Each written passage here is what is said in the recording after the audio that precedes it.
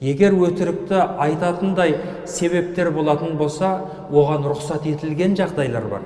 Пайғамбарымыз Мұхаммад саллаллаху алейхи вассалам шайқастағы жау басып келе жатқан уақыттағы дұшпанды бетін қайтару үшін айла жасап, сол жерде жалған нәрсені айтып, яки болмаса соны адамдардың көптеп қырылып қалуына себеп болудан тоқтап қалдыру үшін айла жасап, осындай жалған нәрсе айтуға болады. Бұның жағдайы, орны мүлдем бөлек.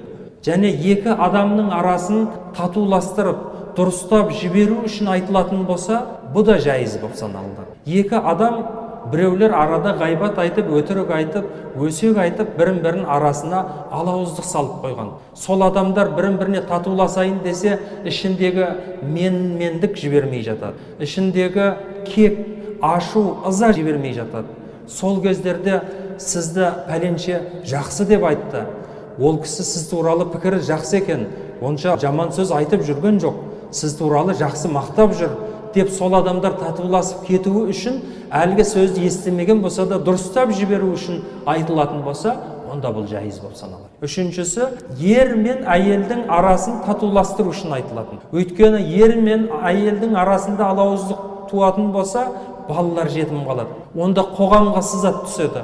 Онда отбасы бұзылады, отаны шайқалады. Сондықтан да сол кезде ғана ер мен әйелдің арасын татуластырып жіберу үшін айтылатын болса, бұл да ғана жайыз болып саналады. Онан басқа кездегінің барлығында жақсы көрініп, жағынып қалайын деп айтқан өтірік, яки болмаса өзіне жалт қаратып, абыройын асырам деген өтірік, яки болмаса сол сөзді айта отырып, өзінің жеке пайда мүддесінің әбден жаратып, соның игілігіне кенелемін деген мақсаттағы өтірік болатын болса, онда пайғамбарымыз айтқан 8 таифалылардың қатарынан болады екен.